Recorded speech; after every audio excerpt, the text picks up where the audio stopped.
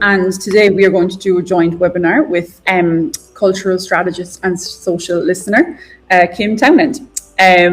So a little bit about Nextatlas first, I guess, before we dive into the theme of the webinar. We are a consumer insights and trend prediction platform where we use the data of over 300,000 early adopters to see the trends and consumer insights that you have not been able to see yet that are going to impact you and your audience in the future. Kim uses this data that we have to complement her social listening work that she does. And today we are going to deal with the topic of romance and the new romantics, particularly Gen Z women. So over to you, Kim, if you wish to open up the topic. Thanks, Steph. Yeah, so as Steph said, we're talking about a big social listening research project that I've been running over the last year around the new romance. Before we get into that, I'm just going to do an obligatory 10 seconds on who I am, on the off chance you don't know. I've been working in social for like 20 years. I used to be a fandom specialist. I'm very into how communities cluster on the internet and what keeps them going, how pop culture and subculture work. You can, when you get the deck, click through to my website to find out more about me. So what are we going to talk about today? We're talking just about the topic of romance very broadly. So obviously we have massively rekindled our love affair with romance. This chart that you're seeing here is Google searches globally over the last 5 years around just romance as a keyword. And as you can see, there's been extremely steady growth and we're hitting a peak right now. The reason that I'm interested in this topic is that we've seen romance really shift over the last few years, what romance means, how people are talking about it. And the other thing that I found really fascinating is that we're seeing romance show up and begin to dominate traditionally male fields of interest. The obvious example being fantasy, which has now become completely dominated by romantasy. But we're also seeing the romance aspect or the dating aspect show up in way more video games than we used to as well. So I was curious as to how that was showing up and why. So before we get into the actual analysis, I will talk quickly about where I got the data from, what we've collected, how big it was.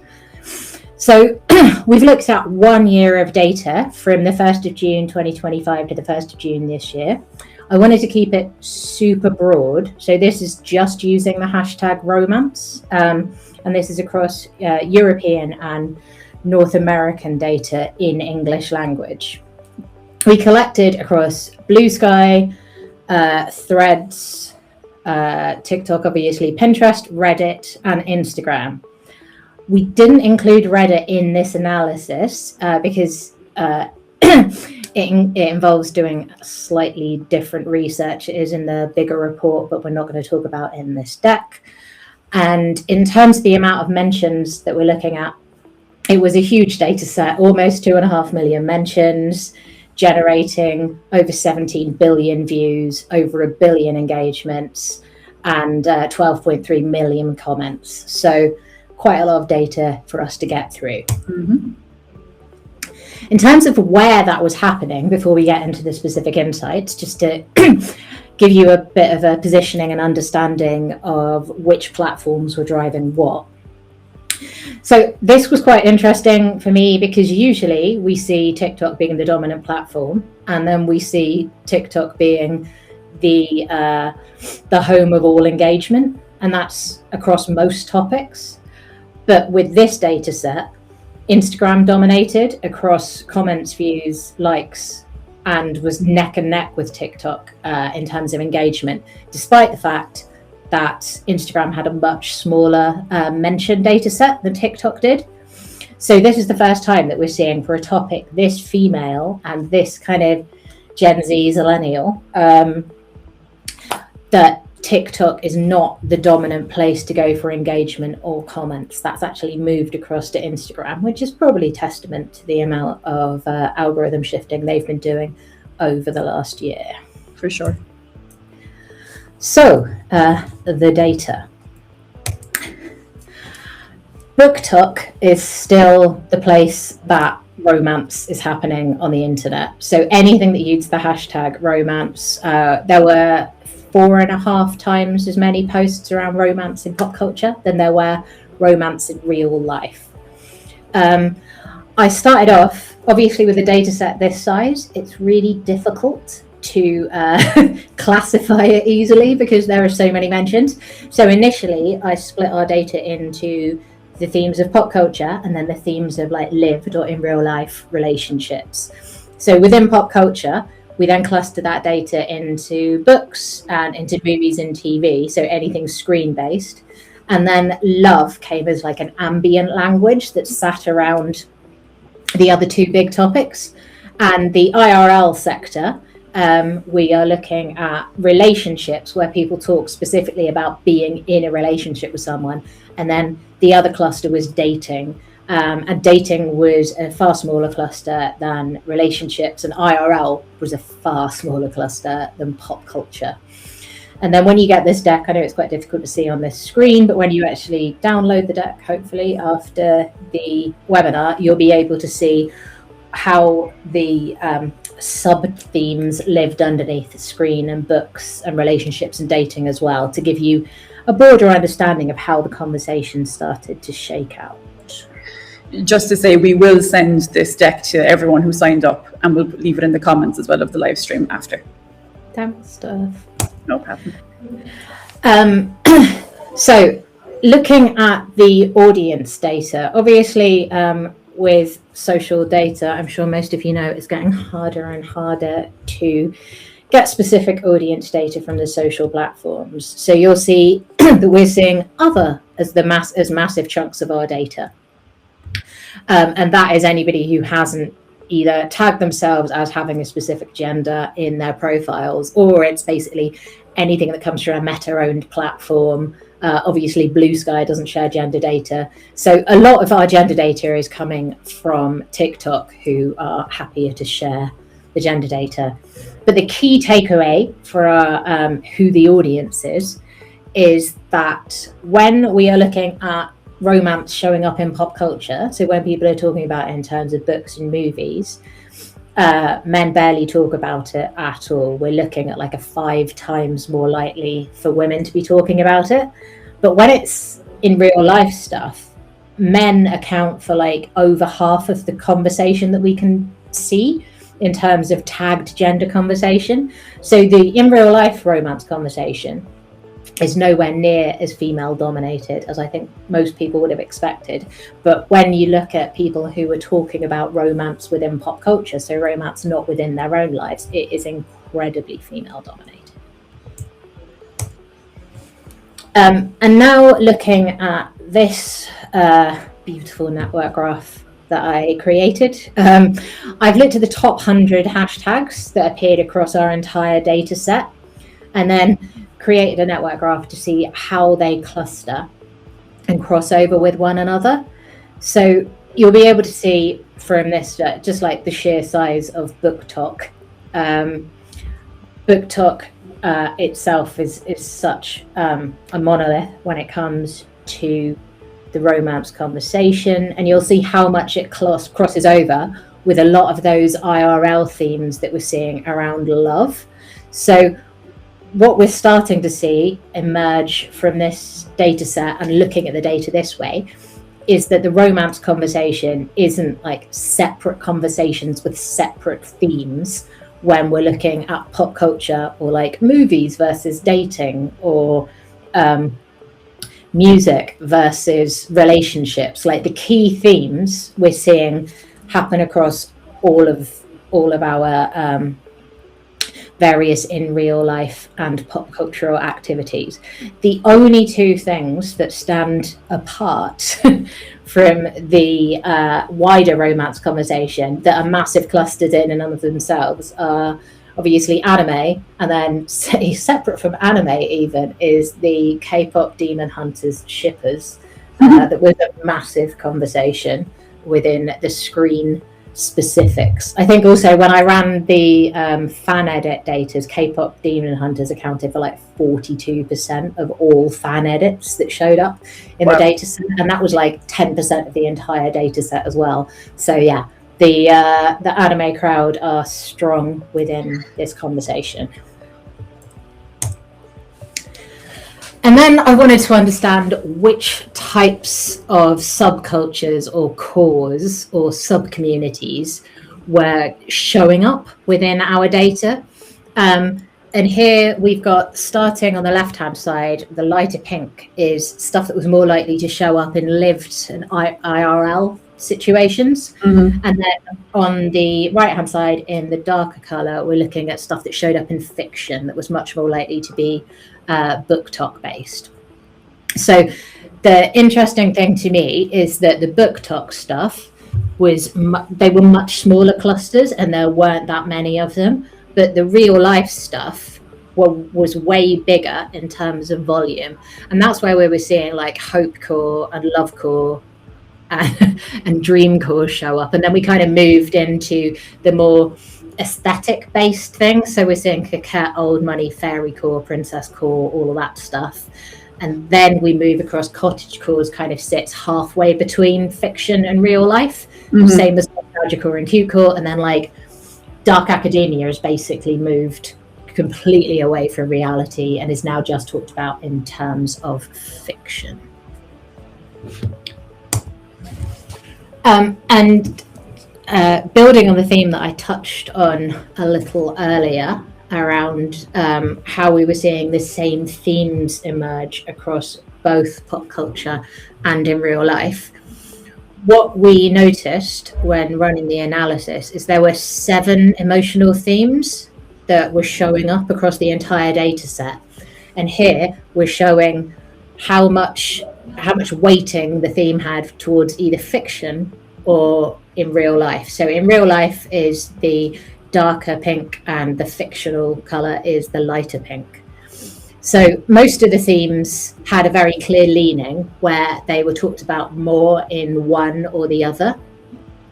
But fate and manifestation and like the idea of repair and second chances were showing up in very similar quantities in both in real life and fiction conversations. Whereas yearning and the slow build was actually much more likely to show up in real life conversation. And the same thing with conflict. So on the next slide, we can show a couple of concrete examples of how we came up with this theory. The basic deal is that at the beginning of our data set, we were still very much in love with the idea of drama when it came to romance. And over the course of the year, we have fallen out of the idea of the love of drama in both fiction and in real life. And we're moving towards this idea of something a bit more tangible, a bit slower, and definitely like filled with yearning. So you can see here what is cooling in the dark colors and what is rising in the light colors. And one of the clearest indicators that we saw around the red flags and the cooling was people start not talking anywhere near as much about enemies to lovers, obviously an extremely popular book talk trope that has been running most of dark romance for the last couple of years. We saw that decrease by almost 4 percentage points, which is a massive chunk of data when we're dealing with book talk. And at the same time, we saw slow burn increase by almost 4.5 percentage points. So people are moving away from enemies to lovers and towards like the idea of slow burn romance. And that we saw the same pattern emerge within the in real life dating cluster as well. So we saw far less people talking about the ick or red flags or green flags. That was down 3 percentage points. But we saw a massive rise, over 5 percentage points, in people discussing the topic of like hopeful romance in the in real life conversation. So our key takeaway is that the same themes are showing up in the way that people talk about fiction and real life, which is our first indicator that book talk is actually still driving so much more of culture than people give it credit for. And also that we're starting to see people shift away from a slightly more cynical way of thinking about romance into a more hopeful way of thinking about romance. And then finally, before we move into the next section, I just wanted to ground some of the insights that we found in some tangible, like what's trending up and what's trending down around both TikTok and Instagram over the last year. So what's interesting is TikTok is showing single girlfriend and boyfriend are trending up, but married, in love and engaged are all trending down. Whereas Instagram has got divorced trending up massively, but we're also seeing single and dating trending up then. So what we're seeing in terms of what people are viewing and what people are posting about on both of these platforms is that we're seeing a move away from the more traditional relationship structures, but people are not moving away from relationships themselves. In fact, people seem to be more interested in dating. They're just less interested in moving that dating towards traditional marriage-based long-term relationships. That's actually really, really interesting. And I'm just going to take the opportunity here to have a look more at the TikTok tags in particular. Like this year, Nextatlas added TikTok to our sources. So when we give, clients or people like you access to, or early adopters, TikTok profiles that are setting the scene for culture, as you said, with Book Talk is now part of that. And for this exercise, I looked back through like all the research that Nextatlas had done around the topic of romance in general over the past nearly 10 years. So if you think of like the mid 2010s being all about like digital dating and online dating and the apps, that was that phase. We then move in the late 2010s into an optimization of relationships. They are something that you must constantly improve upon. And then COVID hits and kind of throws all this out the window because you can't see anyone, obviously. And then that gives rise to things like book talk and romantasy. And as you said before, situations or relationships that could be described as toxic, the whole conversation around, why romantasy has maybe storylines or characters that are a bit suspect if you're thinking about an in real life relationship. Mm-hmm. And that was that phase. And now I think, according to our data anyway, from the conversations we analysed from like 2024 to now, there's been a very interesting shift that your data also shows of an emotional intimacy reframing. That people no longer necessarily want the traditional markers of romance, like the marriage or within the confines of an engagement or a monogamous relationship. Mm-hmm. It is just a general search for intimacy and connection. As a response to years of lockdown, learning how to be human again post once in a lifetime, pandemic. And I'll come in again later on in the webinar to discuss, what our data has said about where it's going to go from here. Cool. Thanks, Steph. So before we move into a couple of trends that we're seeing manifesting now, I've looked at the data in terms of the 4 seasons. And how we saw a new shift in the romance talk happen basically with each season. And to begin with, the highest peak that we saw was the summer of what I'm calling the summer of self-love. Mm-hmm. And this was very much around the peak romanticize your life situation, mm-hmm. Which happened in July last year. Obviously, it had been creeping up since I think 2022. It's just nobody was really paying much attention to it. And then in July last year, the idea of romanticizing your life really hit. So I analysed our romanticizing your life data And these are the key themes that came up around it. Like 25% of the posts were quite vague in how they were romanticizing their life. They were just romanticizing their life. And then we have 3 key themes that emerged as like the top themes. Surprise, surprise. Number 1 is reading and books. People are really in love with the idea of reading and that being something that you can do to romanticize your life. The second big theme that came up was seasons and nature. So it's about reconnecting with seasonal living and the natural world. And then we also saw like mornings and routines. So this is where we're starting to see that like slow mornings, shifting your routine away from something that's entirely work-based into something that's a more leisurely pace that you are defining yourself. Mm-hmm. And then we're seeing stuff like the everyday show up as well, and yearning and home. But the 3 big themes were the seasonal nature, the reading of books, and the morning and routine. And I think this is interesting because this kind of couples with so many other data points we've seen around a younger female audience where they are desperate to connect with something bigger than themselves. And the first way to do that is to go seasonal and start thinking about things in a more nature-based way. Mm-hmm. So interesting to see that showing up in this conversation in such a big way as well. This I have just put here for you to go wild with when you download the deck. This is the data on every other hashtag that Romanticize Your Life showed up next to during July last year when it was at its peak. So you can understand all of the different aesthetics that came up with it, like how obsessed everyone always is with Rory Gilmore. How that worked alongside Hot Girl Summer, etc. So just for your perusal pleasure when you download the deck.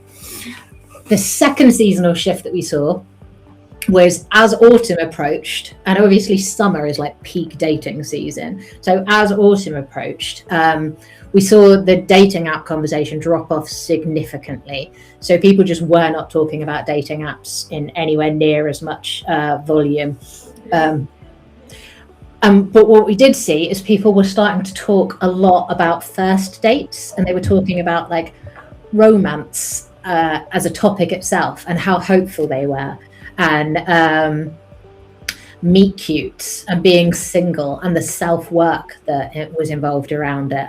So we also saw like ghosting, situationships, rejection. Like it wasn't like all roses, but the basic conversation shift was away from the cynicism that we had seen really take hold across 23, 24 into slightly more realistic but positive and hopeful realistic conversation.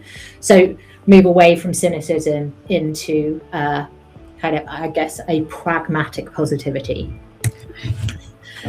And then looking at winter, this is when everybody went to therapy. The entire conversation starts to talk much more about therapeutic language. So this is where we start to see people talk about attachment. This is where we've got toxic and we've got trust issues coming up. This is where the conversation turns to people talking about marriage, red, green flags, obviously marriage not in the most positive way. And also that conversation was actually starting to cool as well. And then we also see people really start to talk about their healing era or their single era, and having standards and how important it is to have standards in dating. So winter is when people traditionally turn inward, and everybody did. And this is when we started really exploring therapy speak. And I think when you get the final deck, there's some examples of what those posts look like around attachment styles, just for you to understand a little bit more. And then our final season, as we approached spring, we started to get very emotional. So in spring, we were all about feeling our feelings. We saw the use of the term emotional increase by 200% between March and June earlier this year. And then you can see the words that are coming up around emotional in that word cloud. So we're basically falling back in love with the idea of being in love, where the conversation is about relationships, it's about love stories, it's about connecting. As you said, the data that you guys at Nextatlas have collected that points towards these shifts towards wanting more intimacy and wanting an emotional connection with people. That's where the data showed us we got to by the end of this year. The other thing that I thought was quite interesting is so much of the conversation around emotions shows up in movies and TV. So there's still like a bit of a blocker, it appears, with people talking openly about their emotions online, but they will use pop culture as a way to discuss the emotions that they're having or their emotional reality. So there's that layer where they are not quite as vulnerable. But yeah, that's where we got to this year. And then just a couple of themes for now and then a few for later before we finish up, or potentially on time for the first time in my life. So it wouldn't be a deck I'd put together if we weren't interested in finding out if there was mysticism showing up in the conversation. Of course. Obviously.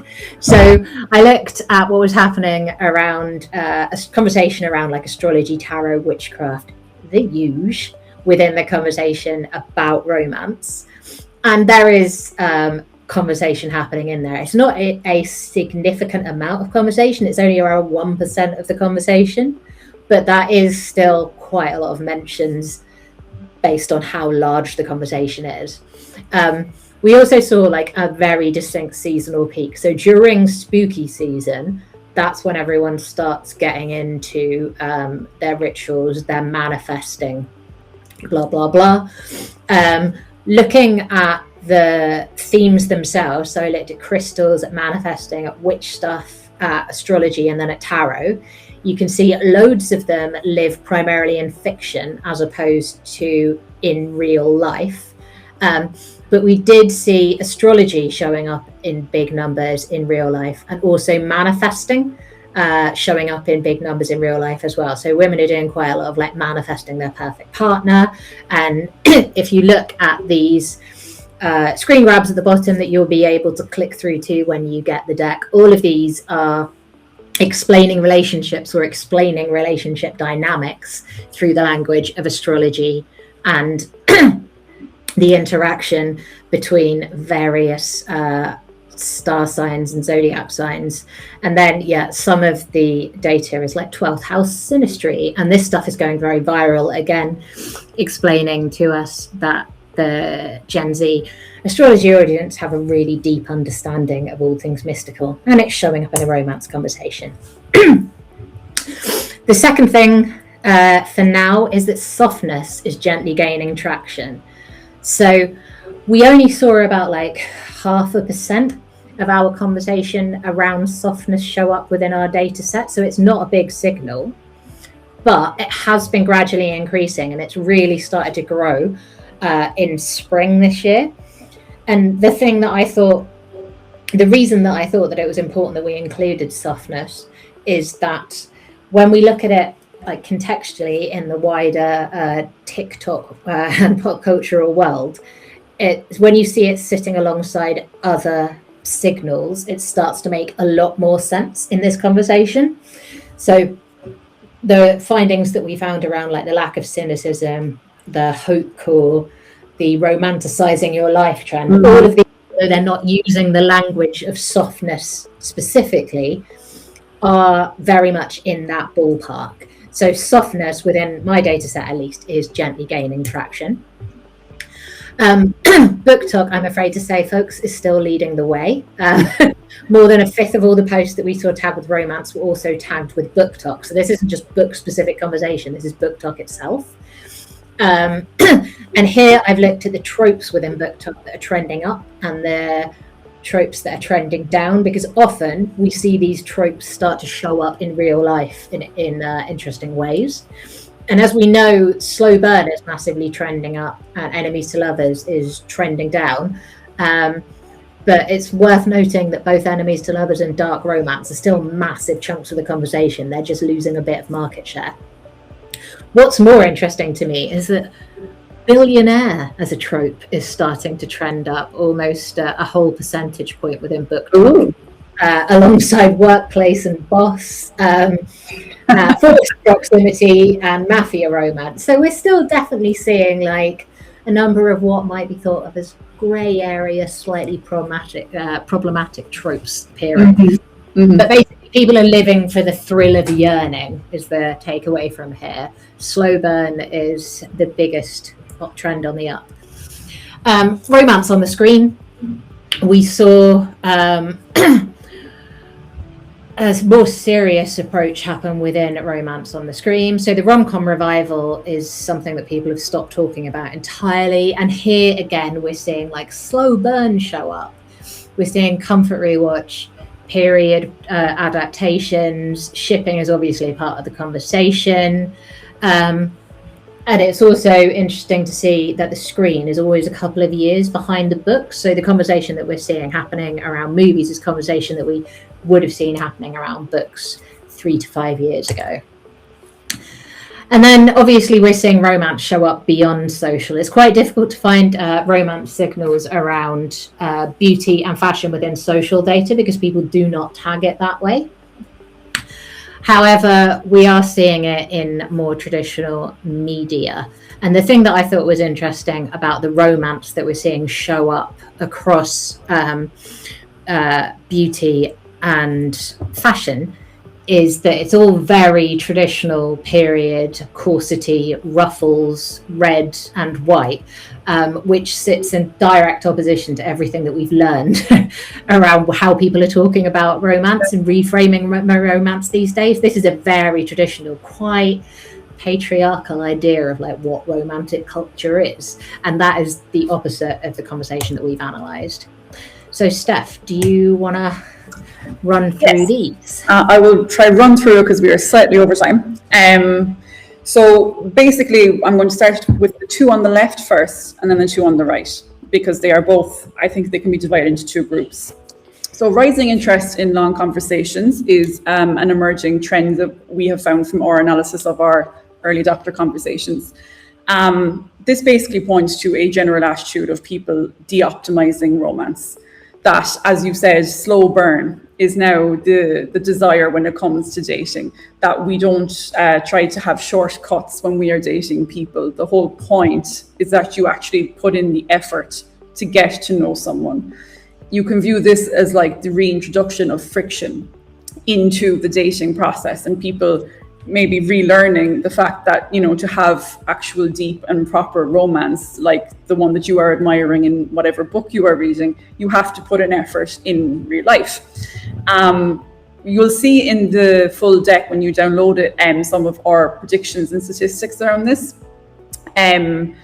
One of them is how closely this is actually linked with other aspects that are outside of the romance space, in particular, other relationships in our lives. So we've actually found that real friendships has grown like 180% in our conversations in the past 18 months.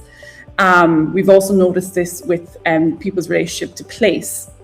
So terms like neighborhood bar, local bakery, community spirit, these type of concepts are growing amongst our early adopters. And I think it just points in general to that need for, effort over convenience in all relationships, not just romantic.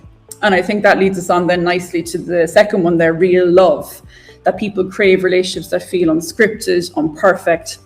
It's the same thing, essentially, that you now are okay with the relationship maybe having a difficult thing or a difficult aspect for you to get there, for you to create that romance.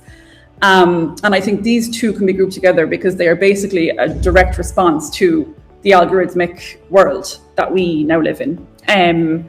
When dating apps are becoming as optimized as possible, we can see it recently with the backlash that Tinder had when they introduced an AI algorithm aspect to the app recently.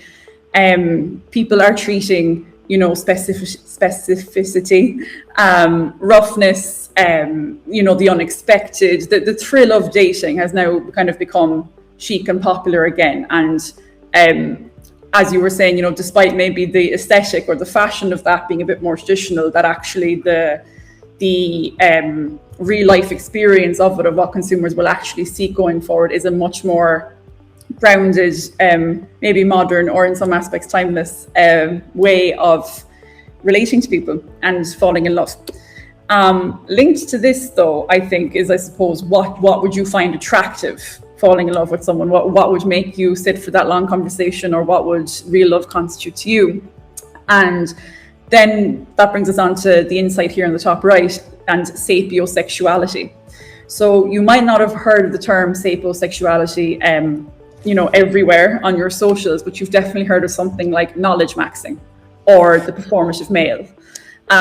These type of things are all in that emerging trends that we're after discovering, where basically intelligence is becoming a form of status in dating. In the attention economy that we're in, it is, a green flag, if you will. It's a flex to be someone who takes time to do slow activities like reading, and things like deep reading, literacy levels. These all now become really important in a world where you can get all your information from an AI overview, or ask your friendly ChatGPT, or whatever it may be. That now has become a genuinely important part of modern dating, and we predict that will increase over the next 12 to 18 months.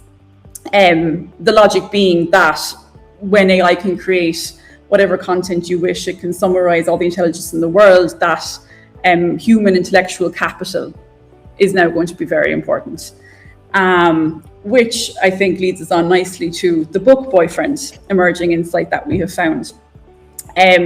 This I really like, because I think this actually really complements the some of the conflicts you were seeing in your data as well, Kim, because this is basically the merging of book talk and in real life, essentially, because fiction will provide the template. So you will become a big fan of a series of books that you probably saw on Book Talk, and that's why you bought it, and you will fall in love with the protagonist, the male romantic lead. You then will carry that standard into your real life dating, and then that standard that people are experiencing in real life then drives demand for books with that same protagonist. It's an instant feedback loop. And the reason that is going to grow, I think, especially much more, is, as you say, Book Talk isn't going away. Now, with our integration of TikTok into our sources, we will be able to monitor that incredibly closely as well. And when you download the full deck of this, you'll be able to see some of the concepts that are appearing in conversations around this, and how much we predict that's going to be a significant part of romance in culture going forward. Great, thanks, Steph. And then there was just one more slide before we finish up, and that is we didn't want to not include Pinterest at all. And obviously one of Pinterest Predict's big themes for this year was vamp romantic, which I'm assuming we're going to see much more of later in the year as we move towards autumn and everyone becoming obsessed with everything Gothic for 3 minutes. But you'll be able to see on the right hand side here a screen grab that is a visual post that showed up in our data set that are tagged Gothic. So we are already seeing this type of visual imagery start to show up within the romance conversation, but it's expected to grow exponentially over the year. So just a couple of takeaways and we're done. It's just a nice out and in, from and to chart as to how romance is being reframed. So we're moving away from a kind of a conflict-based romance setting, like enemies to lovers, towards a more yearning-based romance ideal, where we're seeing slow burn really start to overtake. And obviously we've seen that replicated in real life too. We've moved away from dating apps to an in-person ritual. So first dates were both and hopeful romance both trended up. Away from this idea of the couple or the long-term relationship couple, the more traditional couple, into a conversation about the self. So dating really has become more about you as a person than about you as a couple. So we're seeing attachment, healing, manifesting all rise. Within the pop culture analysis that I didn't have time to put in this deck, we've moved away from the leading man being discussed as a leading man, and the character name is what is discussed now. So people have moved towards this idea of the book boyfriend and shipping as a mainstream thing, and away from like hero and star worship. We've also seen people move away from buying book merch in such huge numbers, but instead transfer that to like going on solo dates as part of their romanticizing their life, and also gifting themselves things. So it's more about staging the moment than it was buying an object. And the key takeaway is that romance isn't declining, but it has migrated. So it still lives within pop culture, but we're seeing it show up more and more in real life. So there are basically 3 ways that you can use insights like these. The first is that we cannot keep using old data. You'll have seen from this deck how fast the conversation moves. And if you're using a report that somebody did a year ago, then you're probably going to be way behind what your audience is talking around and what the cultural shift has happened. So it's quite important that you're doing social listening regularly, or at least quick passes, to understand the direction of travel and make sure you're planning for the future and not optimizing for the past. More and more book talk is where trends and cultural shifts are starting to happen. I've talked about this before, and it just keeps becoming a bigger topic. So it's really important that you keep an eye on book talk, even if you're not in publishing or don't think you care, if you've got an audience that has females in it. Language and semiotics really matter. It's always more than a hashtag. The internet is moving away from hashtags, so it's really important that we start to do social listening properly and look at our images semiotically and really start to analyze that behavioral language beyond hashtags, because you are missing out on the entire conversation. And the main thing is that we need to think about our audience in specifics. We cannot do generational or like too wide an audience thinking in an algorithmic based world. The amount of brands I still work with who want everybody to be their audience, and that is just not a useful way for us to understand the world that we currently live in. You have to get specific, and then you can broaden it from there. And just a very quick thank you to the tools that I use. You'll be able to see them in the deck. Steph, did you want to say about leaving questions? Yes, we have gone a lot over time. This was supposed to be 30 minutes. But look, when we do webinars, we end up chatting. So what we'll do instead, I think, is I can respond directly to questions after this live stream via the comments in LinkedIn if they were left there. If anyone has a question directly for me or for you, please feel free to message either one of us. And for those who signed up, I will send you the full deck where you'll be able to see way more precisely Kim's social media data, and also the Nextatlas data and statistics and predictions that we brought for the insights I discussed. So our apologies for going over time, but I hope you found this really informative, and that you make sure your next book is a romantic one. Thank you, Kim. Thanks, Steph. Bye. Bye.